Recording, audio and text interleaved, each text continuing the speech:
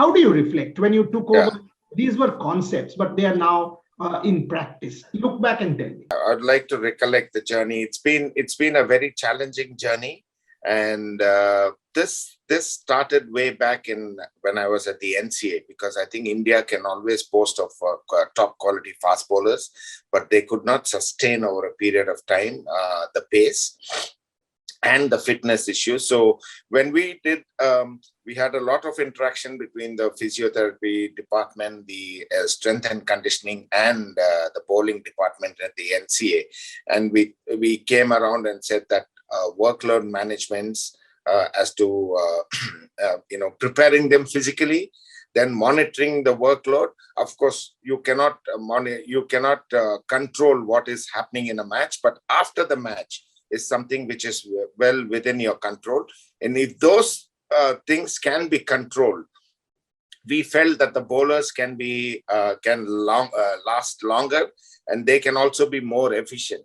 So when I came back into the Indian team along with Ravi Shastri in 2017, Ravi was instantly excited about the project of managing the workload of the fast bowlers through, the right amount of work, the right amount of physical fitness. And Virat Kohli and he together set about, having benchmarks for fitness, which I think is the way forward.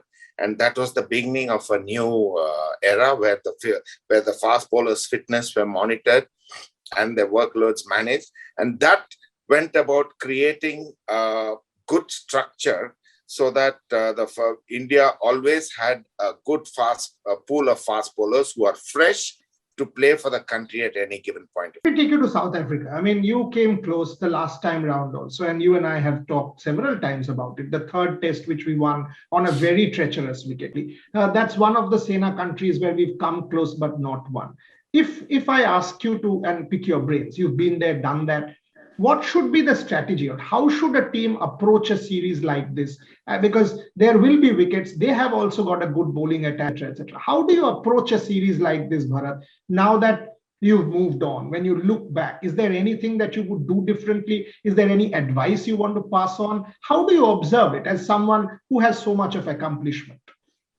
No, our bowlers have got the confidence of having done well in all conditions, and more recently in England, which is more or less similar to the conditions that you may get in South Africa, in the sense that the weather would be good and the wickets would have more bounce. It's a mix of England and Australia, South African conditions. So these our bowlers have had the experience of doing well in both these conditions, and I would still go for them being very, very accurate. And all the time I tell the bowlers to work for excellence. It's not chasing wickets.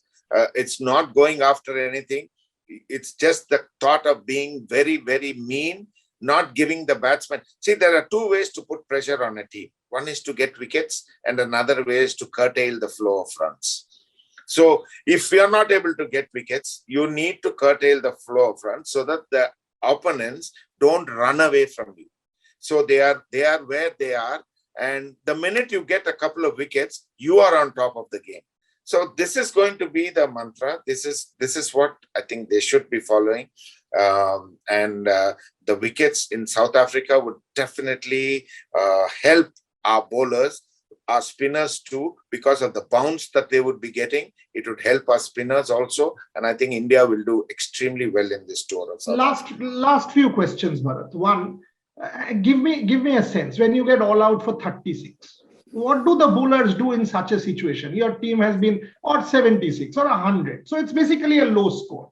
Clearly, you're mentally down in the dressing room. As a bowling coach, how do you and what do you tell your bowlers in such a situation? Number two, if the opponent has scored 400 runs in a day, your bowlers haven't been able to do it, but you've got to come back the next day in a test match and do it again. How do you approach these two situations? See, these are very, very tricky situations because as the old adage goes, cricket is 90% mental.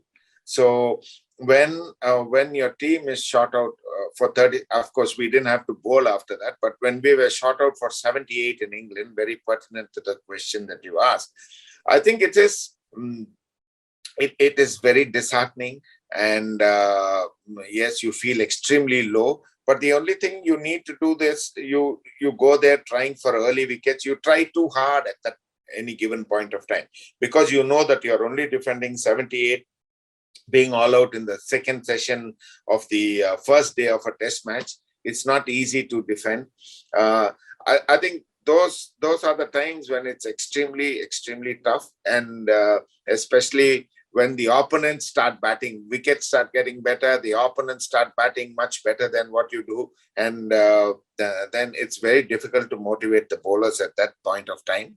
But all you need to do is not to look behind, and always give them the fact that there is something in the match. Even if the opponents are running away, if we can do, we can focus on what we can do, and focus on the very things that has brought us success, without looking at the opposition, without looking at the score. If we can focus on what we need to do, then the focus changes. But if the scoreboard is going to put pressure on you, then it's going to be very difficult for the bowlers to think. So it's a constant reminder. It's not rocket science. It's a constant reminder for the bowlers to always focus on their strengths and back their strengths, no matter what the scoreboard is.